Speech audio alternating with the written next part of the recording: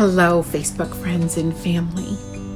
It has been a while since I have gone live, and I felt this was such a perfect time. There are a lot of different perspectives of what people think I did to heal my body from stage 4 cancer.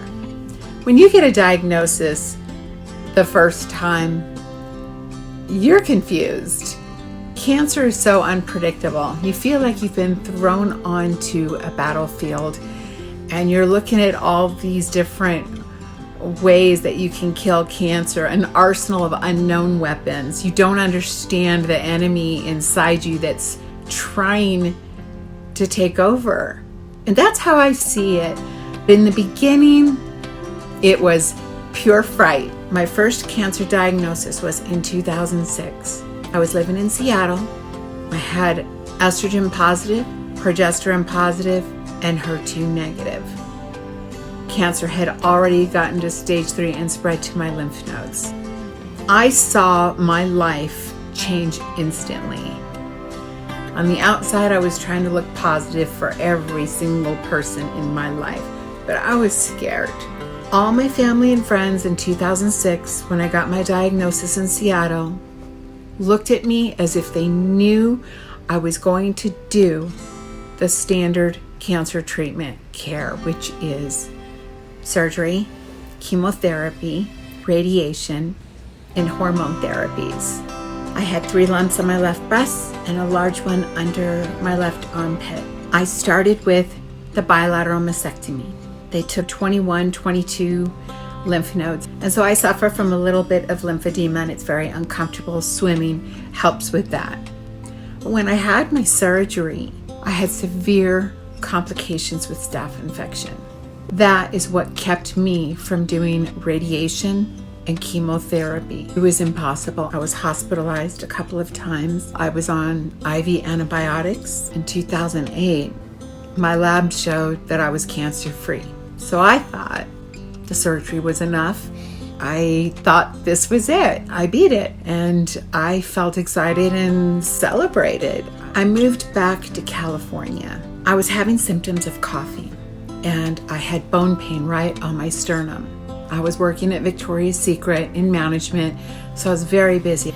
So I dealt with the pain, tried doing a leave and different things to help bring down the swelling, but it kept getting bigger, and I would drive myself to the ER thinking I was having a heart attack. They diagnosed me with costochondritis and asthma.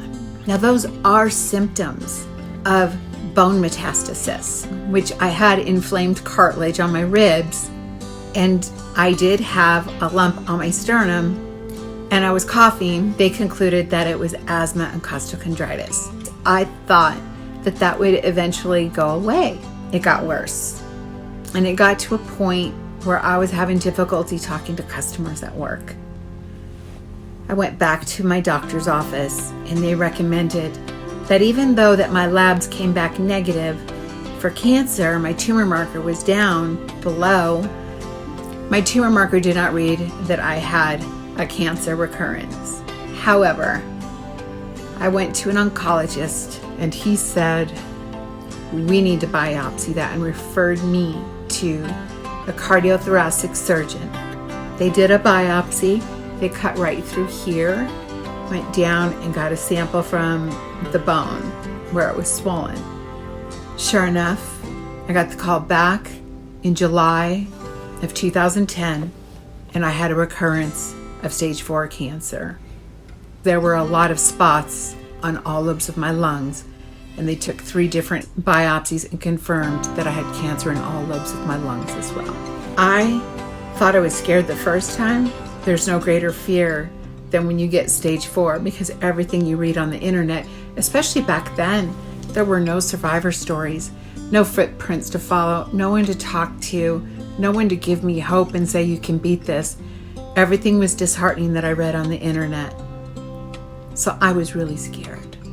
The treatment that Dr. Palmer recommended, radiation, chemotherapy. So none of my tumors were operable. There were too many of them. And of course, there was cancer in my ribs, I needed to do something systemically to get rid of it. And the doctor recommended that I do radiation on my sternum to bring down the tumor size so that I wouldn't be paralyzed. That was frightening to me. I didn't want to be paralyzed. I would do anything to avoid something like that. However, I did do radiation, but I was only able to complete 22 sessions because the coughing was so persistent. I could not hold still on the table. You have to be very still with the radiation beams coming down at you. And so I got burned on the front of my chest, the back of my chest, blistering and peeling.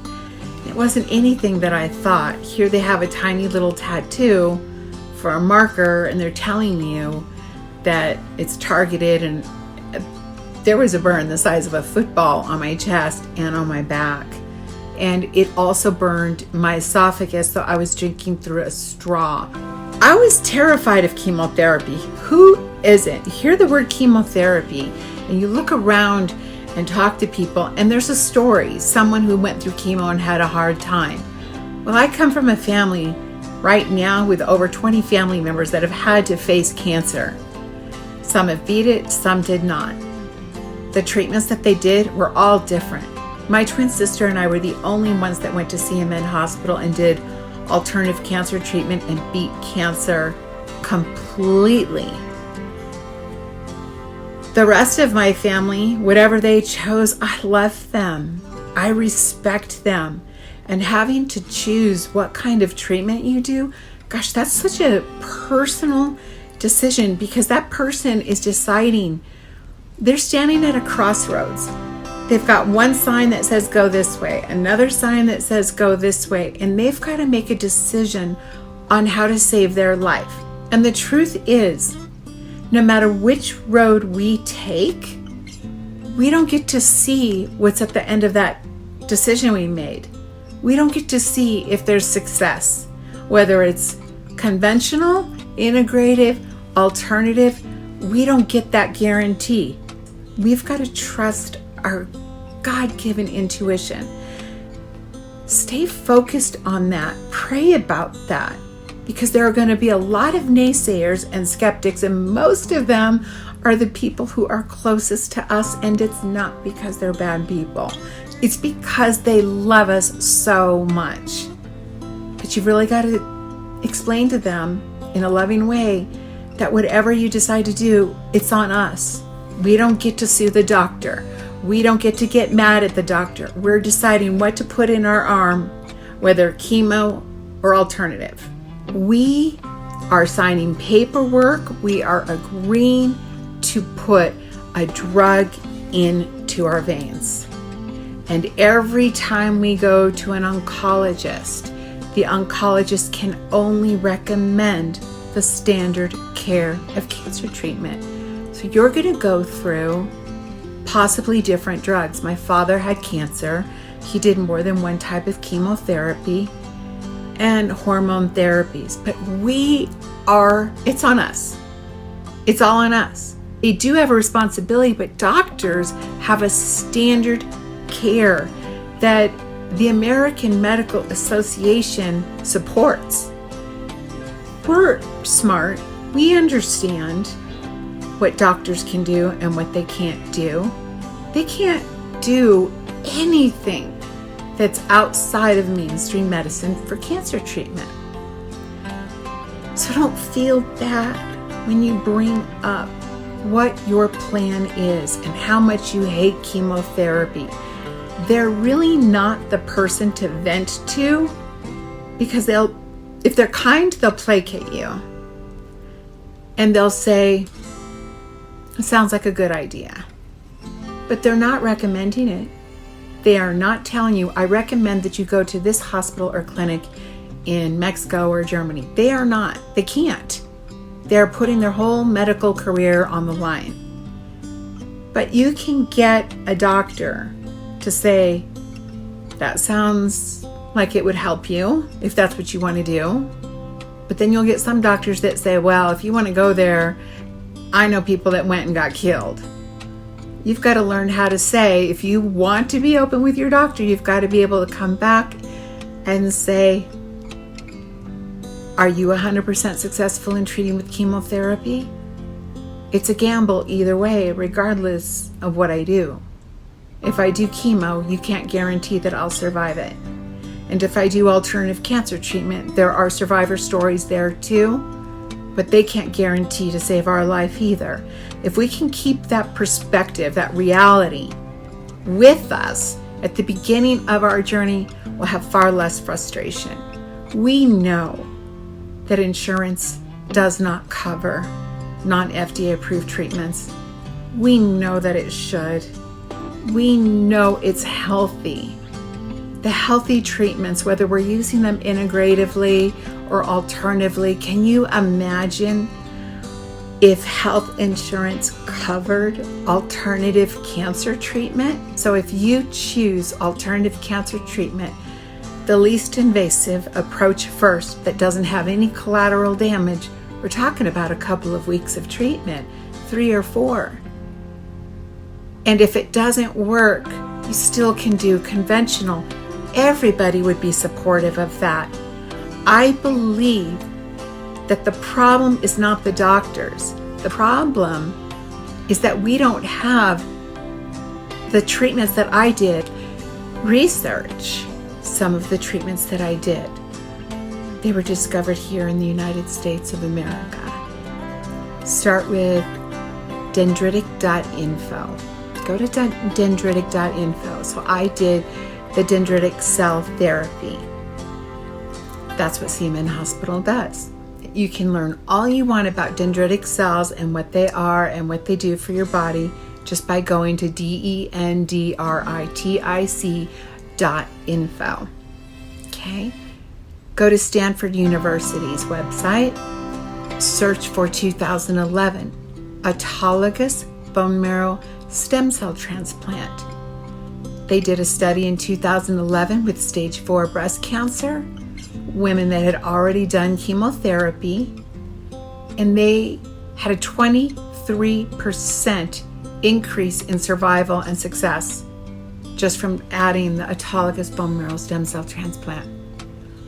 If you go to Investopedia and look up the top 10 most expensive medical procedures in the United States, that procedure that I did at CMN Hospital, the autologous bone marrow stem cell transplant, will be somewhere in the top 10. But we're talking about hundreds of thousands of dollars for one treatment that I did.